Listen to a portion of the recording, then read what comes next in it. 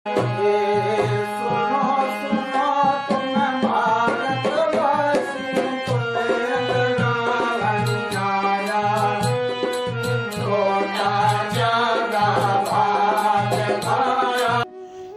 साहिब साहिब गुरु तेरा ही आश्रम। बचो खुशी, अमन, चैन, शांति, ये सब चीज़ें हमारे अंदर होती है।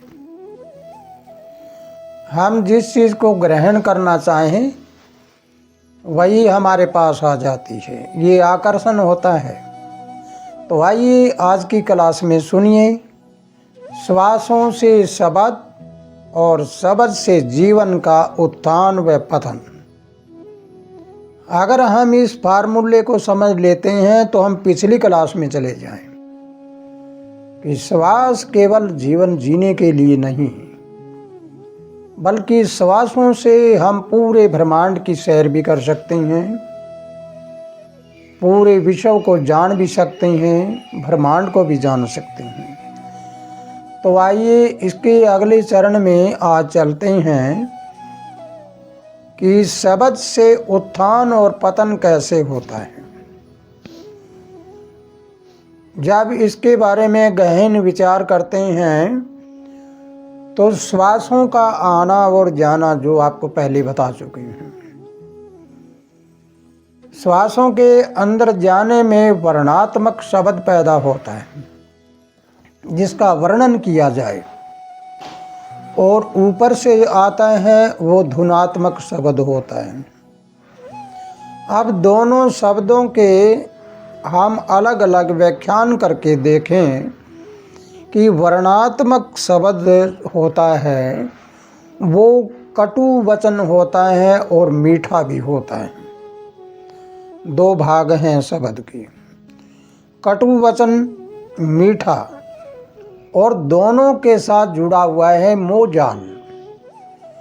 मोहजाल का मतलब क्या होता है कि अपने स्वार्थ के लिए, अपने आप को किसी वस्तु को प्राप्त करने के लिए मीठा बोलते हैं, उसका मतलब होता है चापलूसी। और कटु वचन होता है वो कड़वा बोलकर फिर भी किसी से कोई चीज़ प्राप्त करते हैं, यानी लड़ाई झगड़ा करके। अब हम दूसरी तरफ लेते हैं धुनात्मक शब्द। धुनात्मक शब्द केवल व केवल प्रेम होता है, एक ही। अगर हम प्रेम को देखते हैं तो प्रेम से इंसान का क्या होता है? प्रेम से उत्थान होता है। और उधर देखते हैं कटु वचन और एक मीठा वचन, दोनों वर्णात्मक में, वहाँ जाके इंसान का पतन हो जाता है।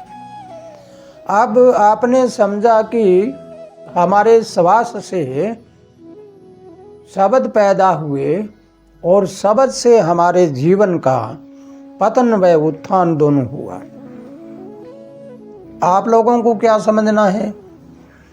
आपको इसके बारे में क्या जानना है कि श्वास क्या चीज़ है तुम्हारी? श्वास तुम्हारा अनमोल धन है, अनमोल हीरे मोती है।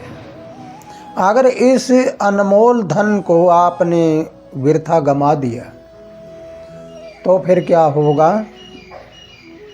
फिर तो तुम्हारे पल्ले कुछ रहने वाला नहीं। इसलिए आपको समझना है कि मोह जाल और प्रेम दोनों एक जैसे दिखाई देते हैं। हम कहेंगे हाँ बहुत अच्छा है, बहुत प्रेम करता है, लेकिन उसके पीछे क्या है? उसके पीछे मोह जाल है, आपसे कोई प्राप्त करने के लिए है। लेकिन प्रेम होता है उसके आगे पीछे एक ही होता है। जैसे हम खांड की एक रोटी बना लें, उस रोटी को चारों तरफ से कहीं से खा लें तो क्या मिलेगा? मीठा होगा वो तो। और इधर वाले को, मोह जाल वाले को लेंगे, कहीं मीठा और कहीं खारा, कहीं मीठा और कहीं खारा। आगे जाके ऐसे इंसान अपना मतलब निकाल कर चलते बनेंगे।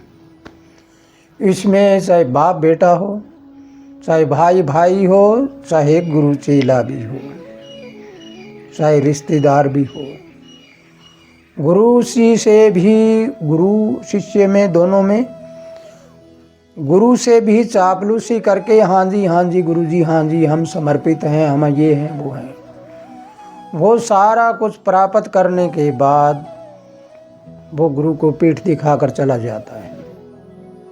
गुरु कहीं जाए, हम अपनी ऐंसमेरी करें, इसका नाम है मोहजाल। और जिस शिष्य के गुरु के प्रति प्रेम है वो कभी संसार की माया के बदले में अपने गुरु को नहीं तोलता।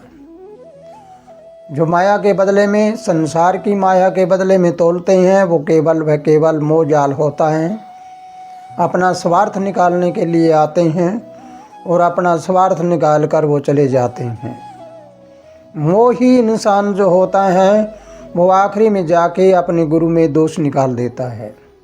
दोषी खुद होता है और गुरु को दोषी बनाना शुरू कर देता है। और प्रेमी जो होगा, जिसके पल्ले प्रेम होगा, वो चाहे कुछ भी हो जाए, चाहे वो गुरु से कितना ही आगे बढ़ जाए, कितना ही गुणवान बन जाए, धनवान बन जाए, ज्ञानवान बन जाए, वो हमेशा अपने गुरु की सेवा करता है, अपने गुरु के आदेश का पालन करता है। तो बच्चों, ये था हमारे श्वासों के साथ जुड़ा हुआ हमारा जीवन, श्वासों के साथ जुड़ा हुआ मोहजाल और प्रेम। अब तुम्हें अगर भक्ति करनी है, तुम्हें इस यूनिवर्स को देखना है, इस विश्व विख्यात को देखना है, यूनिवर्सल पावर को देखना है, तो अपने श्वासों पर वो कार्य करना है जो प्रेम वाला हो। अगर मोहजाल में होगा तो तुम केवल संसार में लिप्त होकर और चले जाओगे, कुछ पल्ले नहीं रहेगा। लेकिन जो इंसान प्रेम करता है उसके पल्ले सब कुछ होता है। जिसने यूनिवर्स को प्राप्त कर लिया, अपने सतगुरु को प्राप्त कर लिया, उसने सभी चीज़ों को प्राप्त कर लिया। जैसे उदाहरण के तौर पे मेरे से आकर कोई कहे कि हमारा ये काम नहीं हुआ, ये काम नहीं हुआ, अगर मैं सारा कुछ प्राप्त करने के लिए मुझे ही वो अपने पास रख ले तो मेरे से मांगने की ज़रूरत नहीं पड़ेगी, मेरे पास जो है वो सारा कुछ उसी का हो जाएगा। इसलिए इस दुनिया में बड़ा अंधेरा है। ये गुरु के द्वारा, सतगुरु के द्वारा दी गई वस्तु से प्यार करते हैं और सतगुरु से प्यार नहीं करते। और जो सतगुरु से प्यार करते हैं और सतगुरु से द्वारा प्राप्त हुई वस्तु से प्यार नहीं करते, वो सदैव गुणवान और धनवान रहते हैं। हजारों सालों तक उनका इतिहास में नाम भी रहता है। तो इसलिए बच्चों, अब हमें देखना है कि अगर आप प्रेम की ओर चलते हो तो आपको ऐसे बैठकर ध्यान लगाना है। ध्यान लगाने के बाद याद रखें एक बात को, तुम सबसे पहले मन को मना लो। बहुत साल पहले ही कहने लगा हूँ कि आप अपने मन को मना लीजिए। समुंदर में रहकर मगरमच्छ से बैर करें, कितना दिन चलेगा? नहीं चलता। इसलिए मन के साथ हम रहते हैं, तो मन को अगर मना लेंगे तो हमें सारी चीज़ प्राप्त हो सकती है। मन क्या होता है? 5 तत्व, 25 प्रकृतियाँ, 10 इंद्रियाँ। अगर सारा संगठन उसको हम मना लेते हैं तो बाकी क्या रहा? पूरे ब्रह्मांड का अपने आप सारा कुछ यूनिवर्स हमारे हाथ में आ जाता है। तो इसलिए इसको मनाने के लिए हमें क्या करना चाहिए? हमें सबसे पहले आंखें बंद करके अपने मन को कहना है कि हे मन, आप तुम मेरा साथ दे और आप ही मेरे सबसे बड़े डॉक्टर हो, आप ही मेरे सबसे बड़े परमात्मा हो। तुम अगर मेरा साथ नहीं दोगे तो मेरे पास कुछ नहीं होगा। ऐसे करके मन को मनाते हुए, मन का ध्यान करते हुए आप अपने श्वासों पर ध्यान लगाइए। जैसे ही श्वासों पर ध्यान लगाओगे तो श्वास क्रिया जैसे भी आप ऊपर नीचे खींचोगे तो आपके श्वासों में वो ऊर्जा जागेगी, यानी वो ऊर्जा पैदा हो जाएगी जिसको हम शब्द स्वरूपी कहते हैं। वो शब्द कौन सा? धुनात्मक, जो प्रेम वाला, जहाँ भी देखोगे आपकी नज़र में प्रेम, आपके कानों में सुनोगे तो प्रेम, ज़बान से बोलोगे तो प्रेम, सूंघोगे तो भी अच्छी सुगंध और प्रेम। जहाँ भी आप देखते हो चारों तरफ प्रेम ही प्रेम की वर्षा होना शुरू हो जाएगी। ऐसी प्रेम की धारा एक अमृत धारा होती है। उस अमृत धारा से हमारा सब कॉन्शियस माइंड, हमारा अवचेतन मन वो बिल्कुल सक्रिय हो जाएगा और सक्रिय होकर आपकी पुरानी से पुरानी यादें एकदम से वापस आ जाएगी और उन यादों के आने के साथ साथ ब्रह्मांड में जो भी चीज़ें हैं आपको नजर आना शुरू हो जाएगी। तो बच्चों, आज की वीडियो में जो आपने सुना है इसे बार बार सुनिए। बार बार सुनने से आपका अभ्यास होगा, आपको कुछ ज्ञान होगा और अगली वीडियो में आपको बताऊंगा कि ये शब्द जो धुनात्मक शब्द पैदा होता है आप में, इस शब्द से शब्द स्वरूपी कैसे बनता है और किस प्रकार की ये गतिविधियां होती है, ये अगली वीडियो में बताऊंगा। तब तक के लिए इस वीडियो को सुनकर ज़्यादा से ज़्यादा शेयर करिए, लाइक करिए। अभी तक सब्सक्राइब नहीं किया तो सब्सक्राइब भी करिए और अपनी विचारधारा को कमेंट बॉक्स में ज़रूर लिखिए।